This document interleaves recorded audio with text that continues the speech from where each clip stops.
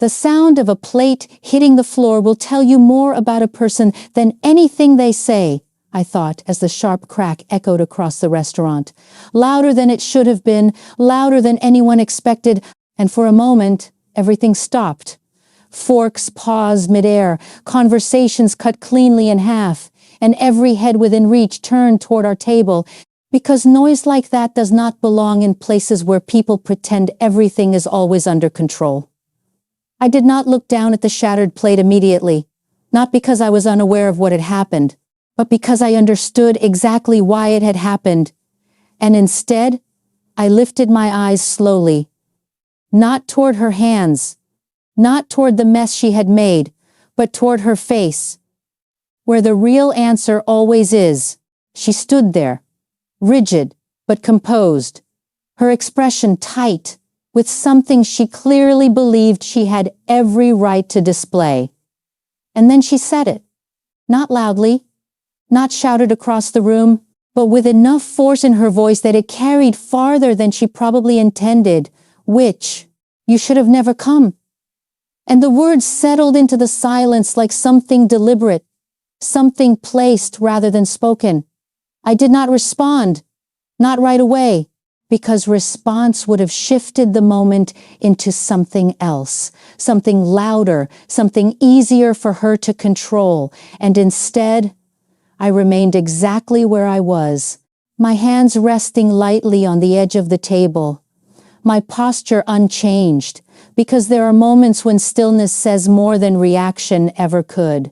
Around us, I could feel the attention, not direct, not confrontational, but present.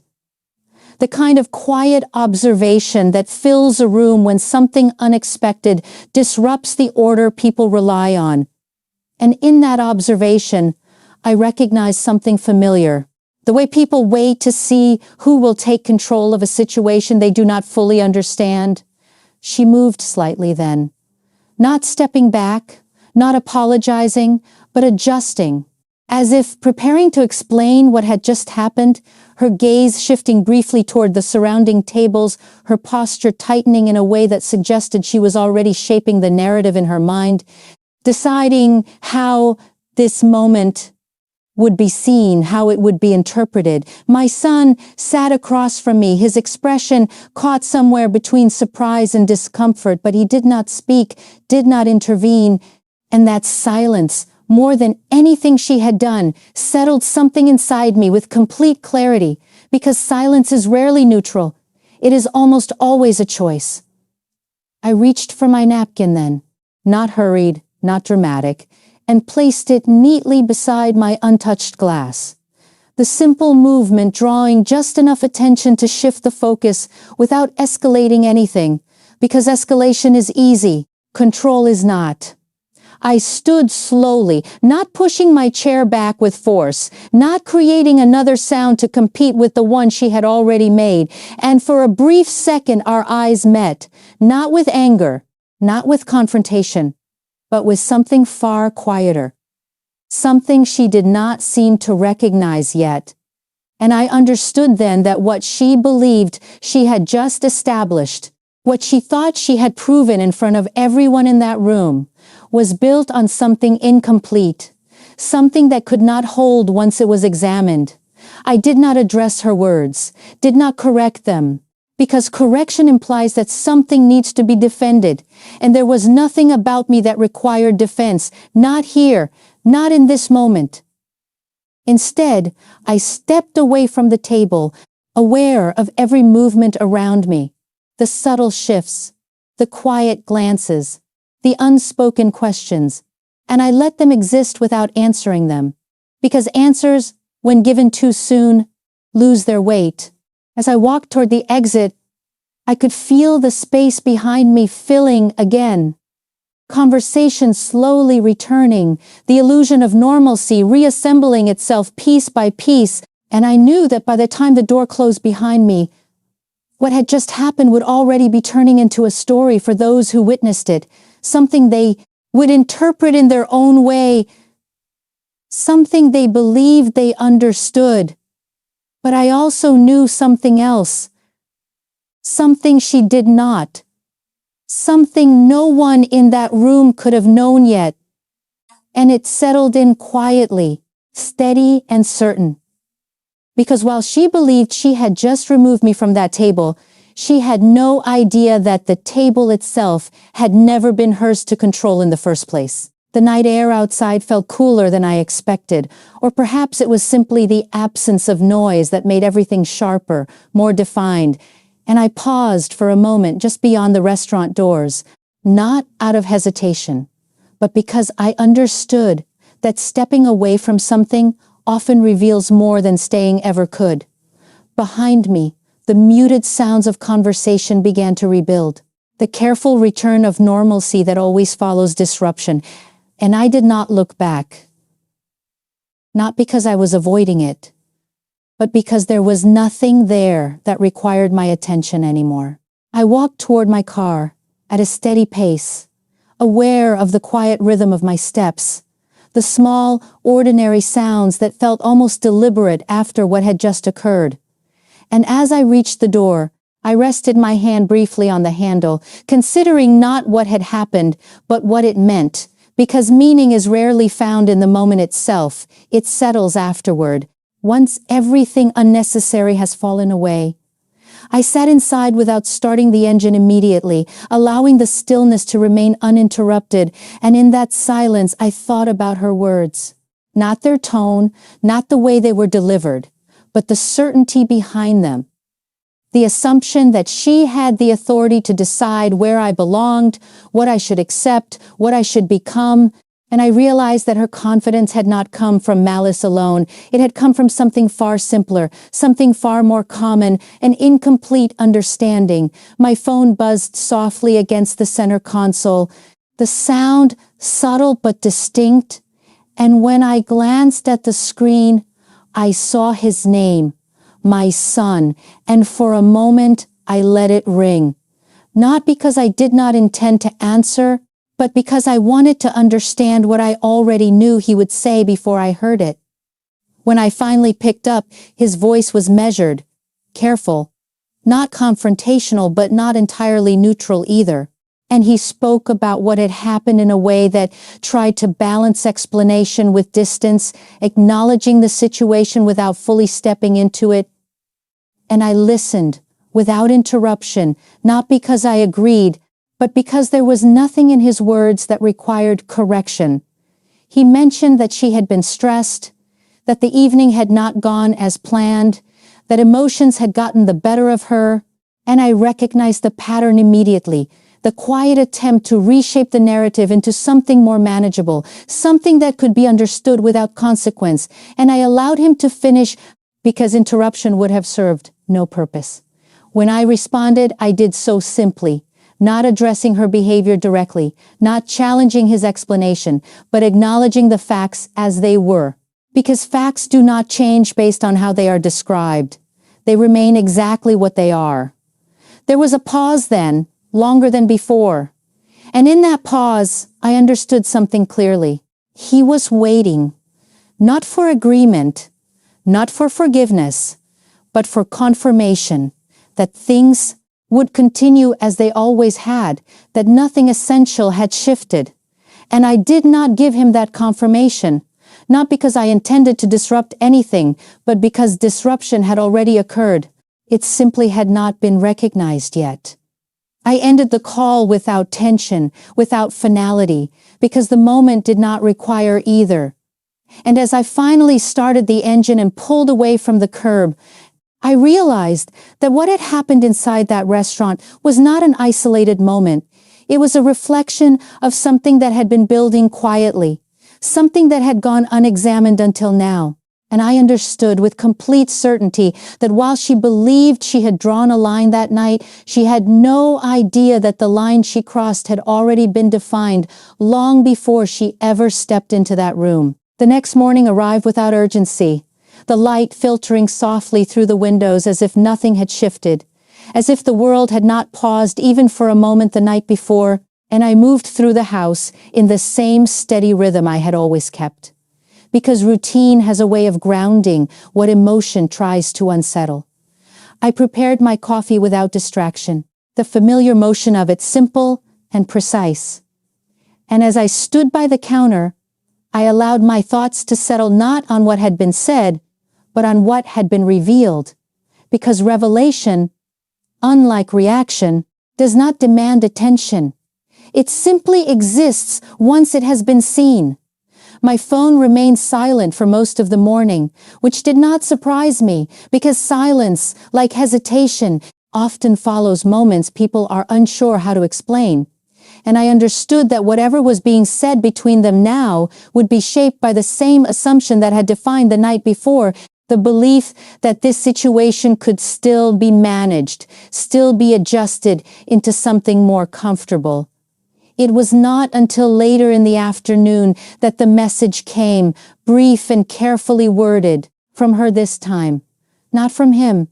And I read it once without any immediate response, noting the shift in tone, the absence of certainty that had once been so clear, replaced now with something more deliberate, more cautious, as if each word had been considered before being sent.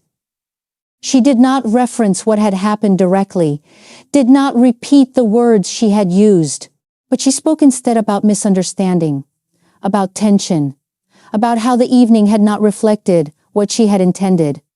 And I recognized that approach for what it was, not apology, not yet, but adjustment. The first step in reshaping a narrative that no longer held. I did not respond right away, not because I was deciding what to say, but because I understood that response, like everything else, has its own timing, and giving it too quickly would have placed it back into the same structure she was still trying to maintain. When I did answer, I kept it simple, not addressing her explanation directly, not correcting her version of events, but acknowledging only what was necessary, because clarity does not require elaboration when it is already established. There was a pause after that. No immediate reply, and I could imagine her reading my words more than once, searching for something within them that would confirm the position she still hoped to hold, and finding nothing there that allowed it. I went about the rest of the day without interruption, not waiting for another message, not expecting one, because expectation belongs to those who believe something needs to happen next, and I did not. Later that evening, he called again. His tone quieter than before, less structured, and this time there was no attempt to explain, no effort to reshape what had occurred, only a brief acknowledgement that things had not gone well. And I listened without interruption, because acknowledgement, even when incomplete, is still a form of movement. He asked if we could meet, if we could talk in person. And I considered the question not in terms of emotion, but in terms of necessity, because conversation, like everything else, should only happen when it serves a purpose. And I agreed, not because I needed to say anything, but because I understood that what they believed about this situation had not yet fully separated from what was real. When the call ended, the house returned to its usual quiet, and I stood for a moment by the window, looking out at the stillness beyond, recognizing that what had begun in that restaurant was not finished, not resolved, but simply unfolding, and I understood with complete certainty that while they were still trying to understand what had happened, they had not yet realized what it meant, and when they did, it would not come from anything I said, it would come from something far more concrete, something that had already been decided long before any of this took place. We met 2 days later, not at their home and not at mine, but in a quiet office downtown, where everything felt deliberately neutral, as if the space itself had been chosen to remove any sense of control from either side. And when I arrived, they were already there, seated side by side, but not quite aligned, the distance between them subtle but noticeable, the kind that does not come from disagreement alone, but from uncertainty about what comes next. He stood when I entered, offering a small gesture of acknowledgement that carried more weight than his words ever had, while she remained seated for a moment longer before adjusting her posture, her expression carefully composed, as if she had rehearsed this moment in her mind more than once. I took my seat across from them without hesitation, placing my hands lightly on the table, not as a statement, but as a reflection of the calm I had no reason to abandon, and for a brief second, no one spoke, the silence settling in a way that felt different from before, not tense, not confrontational, but expectant. He began, his voice steady but quieter than usual, speaking about the night at the restaurant, not attempting to rewrite it this time, not offering explanations that would reshape it into something more comfortable, but acknowledging it as it had been, incomplete though his understanding still was. And I listened without interruption, because acknowledgement, even when partial, is still movement. She followed, her words measured, more deliberate than before. And while she did not repeat the language she had used that night, the weight of it remained present between us, shaping every sentence she chose, and I recognized that what she was offering now was not resolution, but adjustment, an effort to reposition herself within a situation she no longer fully understood. I did not respond immediately, not because I was considering what to say, but because I understood that what needed to be clarified would not come from reacting to their words, but from allowing them to reach the edge of their own understanding first. When I did speak, I kept my tone even, not addressing their explanations directly, not correcting the way they had framed what happened, but instead shifting the focus to something more precise, something that did not rely on interpretation. And I told them that if they wanted to understand what had changed, they needed to look beyond the moment itself, beyond the words that had been said, and consider what had always been in place long before that evening.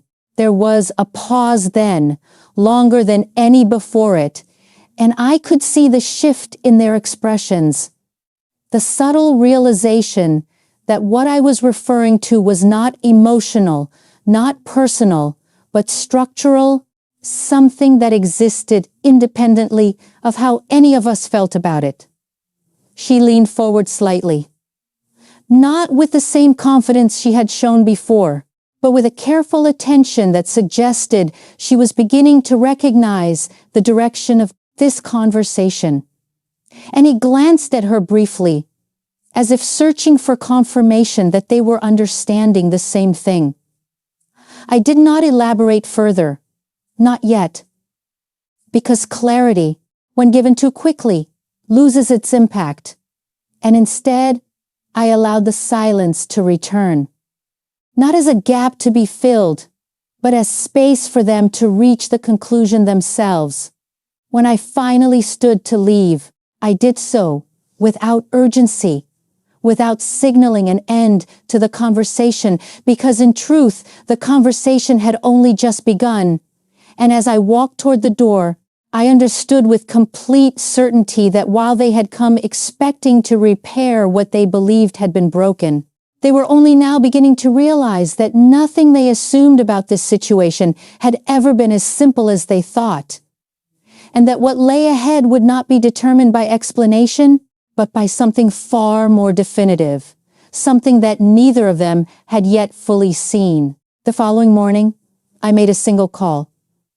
Not out of urgency, not out of reaction, but because timing matters when something has already been decided long before anyone else becomes aware of it. And when the line connected, his voice was familiar, steady, and precise.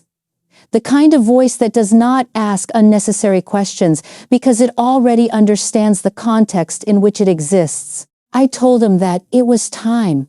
Not explaining what that meant, not outlining the details over the phone, because there are certain conversations that belong in a room where everything can be laid out clearly, without interruption, without distortion. And he agreed without hesitation, setting a time later that afternoon. When I arrived at his office, the space felt exactly as it always had, ordered, quiet, untouched by the shifting dynamics that seemed to define everything else. And he greeted me with a slight nod, not formal, not distant, but acknowledging the significance of what was about to be addressed. I took my seat across from him, placing my hands lightly on the desk. And for a moment, neither of us spoke, because silence, when shared between people who understand its purpose, is not empty.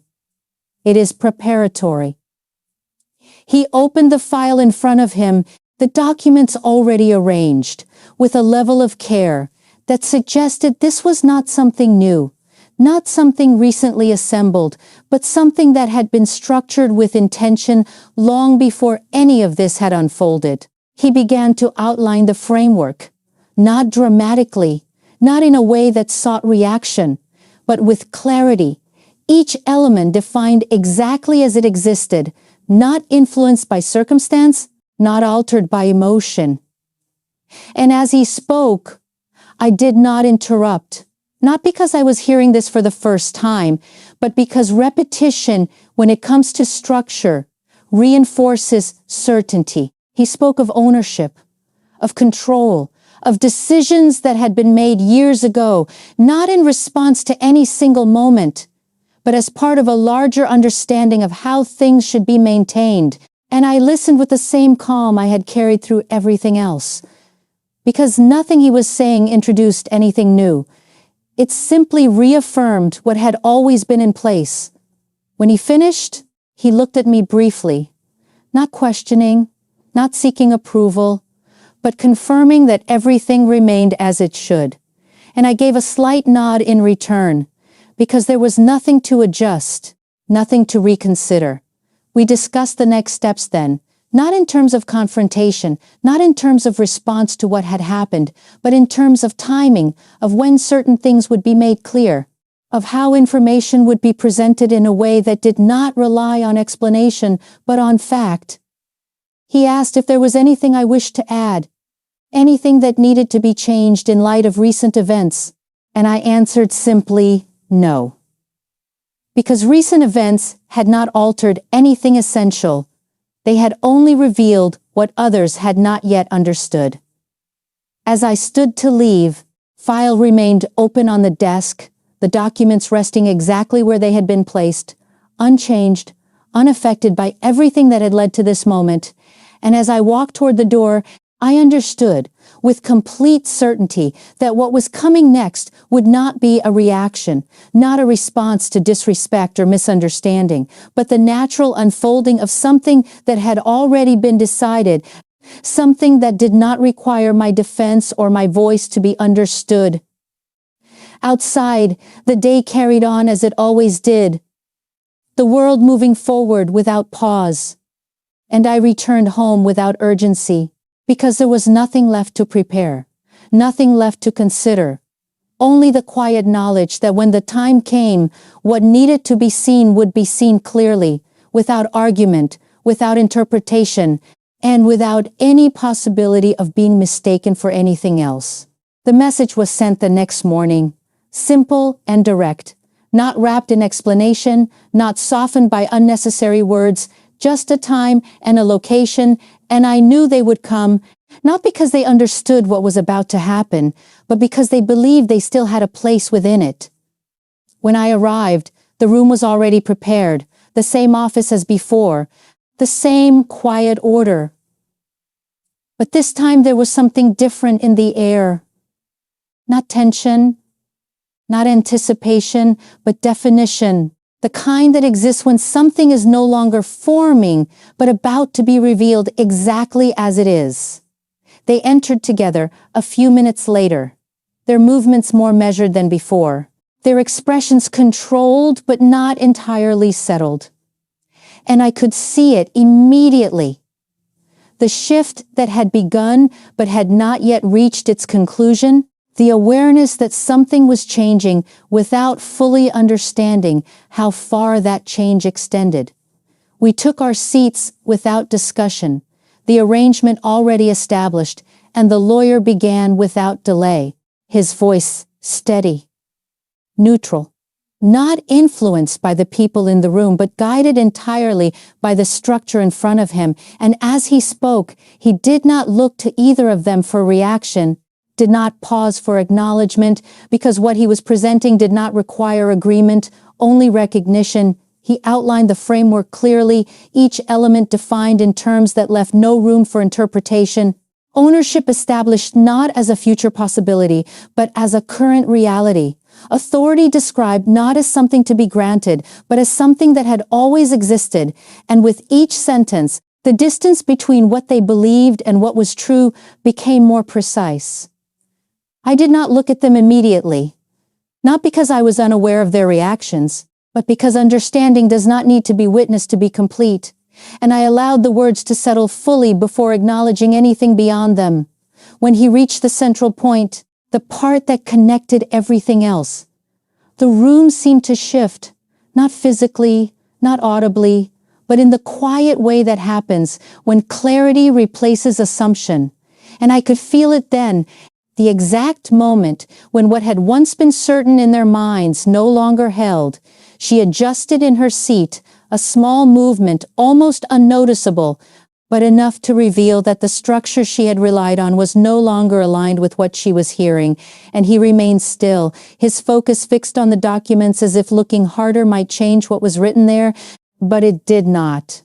The lawyer continued without hesitation, reinforcing what had already been stated, not repeating for emphasis, but for completeness, ensuring that every part of the structure was understood exactly as it existed, not as it had been assumed, and when he finished, he closed the file with the same calm precision he had opened it with, signaling not an end, but a confirmation. The silence that followed was different from any before it, not uncertain, not searching, but definitive. The kind that remains when there is nothing left to question. And I allowed it to exist without interruption, because anything spoken now would only diminish what had already been made clear. She spoke first, her voice lower than before, not challenging, not dismissing, but searching, asking a question that revealed more about what she had believed than what she had understood. And the lawyer answered simply, not expanding beyond what was necessary, because the structure did not change based on how it was received. I remained still, my posture unchanged, my presence steady, because this moment did not require my involvement. It belonged entirely to the truth that had just been presented. And as I finally stood, preparing to leave, I understood with complete certainty that what had shifted in this room was not the reality itself, but their perception of it. And once that perception had been corrected, there was no path back to what they had assumed before. For a moment after the lawyer closed the file, no one moved, and I recognized that stillness immediately, not as hesitation, but as the quiet moment when something irreversible settles into place, and I remained exactly where I was, allowing that understanding to unfold without interruption. Because interruption would have shifted the weight of what had just been revealed into something smaller, something easier to dismiss. She sat across from me, her posture no longer defined by certainty, her expression carefully held but no longer controlled in the same way, and I could see the adjustment happening in real time, not dramatic, not outward, but internal. The slow recalibration of everything she thought she understood. He glanced between the documents and the lawyer, as if searching for something that had been overlooked, something that could still restore the version of reality he had relied on. But there was nothing there to find, nothing that had been hidden, only what had always existed, now placed clearly in front of him. She spoke again, more quietly this time, asking about details, about what this meant moving forward, about how decisions would be made. And her questions were no longer framed with expectation, but with caution. And the difference between those two is something that does not need to be explained. It is felt immediately. The lawyer answered each question with the same steady tone, not adding anything beyond what was necessary, not interpreting, not softening, simply stating what had already been established. And with each answer, the structure became more defined, more impossible to reshape into anything else. I did not add to the conversation, did not reinforce what was being said, because reinforcement would have implied that it needed support, and it did not. It stood entirely on its own. When there were no more questions, when the room settled into a silence that carried understanding rather than confusion, I stood, not abruptly, not signaling an ending, but acknowledging that everything that needed to be seen had already been placed in front of them. He rose as well, slower than before, his expression thoughtful, in a way that suggested he was no longer trying to interpret what had happened, but beginning to accept it, and she remained seated for a moment longer before following, her movements more measured, more deliberate, as if each action now required a level of awareness that had not been there before. As we moved toward the door, she spoke once more, not to challenge, not to argue, but to ask if there was a way to move forward together. And I listened to the question fully before answering, because questions like that are not about logistics. They are about position, about where someone believes they now stand.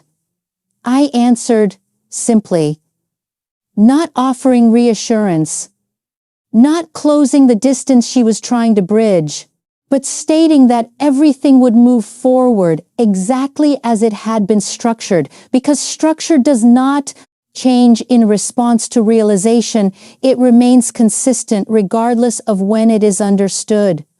She nodded slightly, not in agreement, but in acknowledgement, and I could see that the shift within her had reached a point where resistance was no longer possible, not because she had chosen to accept it, but because there was nothing left to oppose.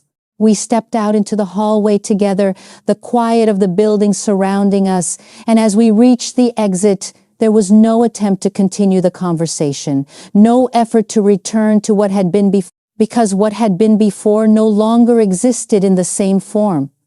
I walked toward my car without looking back, not out of distance, but because everything that needed to be seen had already been made clear.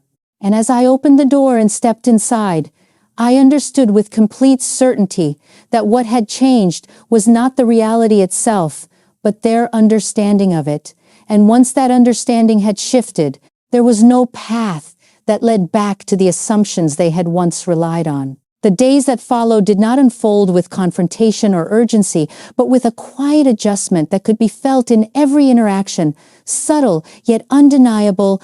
And I noticed it first in the way she spoke when she reached out again. Not immediately, not with the same certainty she once carried, but with a careful precision that suggested she was measuring each word before allowing it to be said.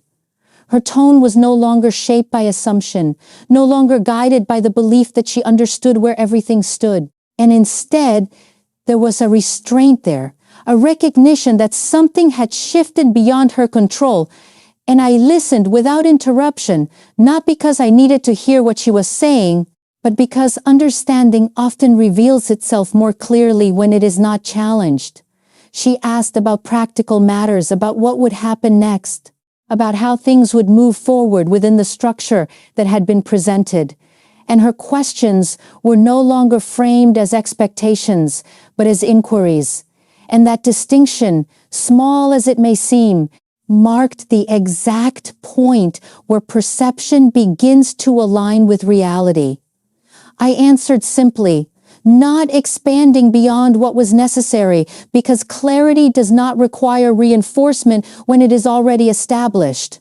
And in doing so, I left no space for reinterpretation, no room for the structure to be reshaped into something more convenient.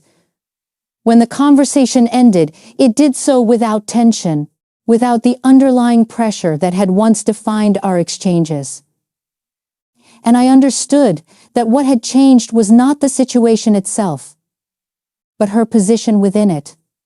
Or, more precisely, her understanding of that position. We met once more in the following week, not in a formal setting, not in a place chosen for its neutrality, but in a quiet public space where everything felt ordinary, and that ordinariness carried its own kind of significance, because it reflected the absence of conflict rather than its resolution. She arrived on time, her posture composed but noticeably different, less rigid, less defined by control. And as we sat across from each other, there was no attempt to revisit what had happened, no effort to justify or explain, only a careful conversation about what lay ahead, and I recognized that for what it was. Not reconciliation, not yet, but acceptance in its earliest form. She listened as I spoke, not preparing a response, not shaping the conversation to fit her expectations, but absorbing the information as it was given. And in that shift, I saw the final piece of understanding settle into place, the quiet realization that the structure she had once believed she could navigate freely was never hers to direct. When we parted, there was no lingering hesitation, no unspoken tension left to resolve. Only a calm acknowledgement that everything now existed exactly as it had always been, only now seen clearly.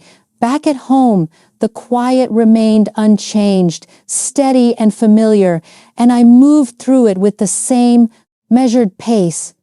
Not because anything new had been gained, but because what had always been there no longer needed to be questioned. And as I stood once more by the window, looking out at the stillness beyond, I understood with complete certainty that what had unfolded was not a conflict to be won or lost, but a truth to be recognized, and once recognized, it required nothing further, no defense, no explanation, only the quiet acceptance that comes when something is finally seen without distortion. In the weeks that followed, nothing dramatic occurred. No confrontation, no raised voices, no attempt to revisit what had already been settled, and that absence of conflict was not emptiness, it was clarity, the kind that remains when everything unnecessary has already fallen away. She continued to adjust, not in ways that demanded attention, but in ways that revealed themselves quietly, in the tone of her voice, in the way she approached conversations, in the absence of assumptions that had once defined every interaction, and I recognized that shift not as change imposed from the outside, but as understanding that had finally taken root. My son spoke less about what had happened, not because it had been forgotten, but because it no longer required explanation. And in that silence, I understood that he too had reached a point where interpretation had been replaced by acceptance. Even if he had not yet fully articulated it, life moved forward in the same steady rhythm it always had, the house unchanged, the routines familiar, the quiet presence of everything I had built remaining exactly where it belonged, untouched by the misunderstanding that had once tried to define it, and I moved through that space with the same calm certainty, not because I had proven anything, but because nothing had ever needed to be proven in the first place. We gathered once more as a family, not for a formal meeting, not for resolution, but for something simple. An ordinary evening that carried none of the weight of what had come before. And as we sat together, the atmosphere was different, not tense, not forced, but measured, as if everyone present understood, without needing to say it, that the structure between us had been clarified. She spoke carefully, not cautiously, in a way that suggested fear, but with an awareness that had not existed before, and I listened in the same way I always had, without judgment, without the need to respond beyond what was necessary, because understanding does not require constant reinforcement once it has been reached. There were moments of silence throughout the evening, small pauses where conversation could have turned back toward the past, where questions could have been asked or explanations offered, but none came.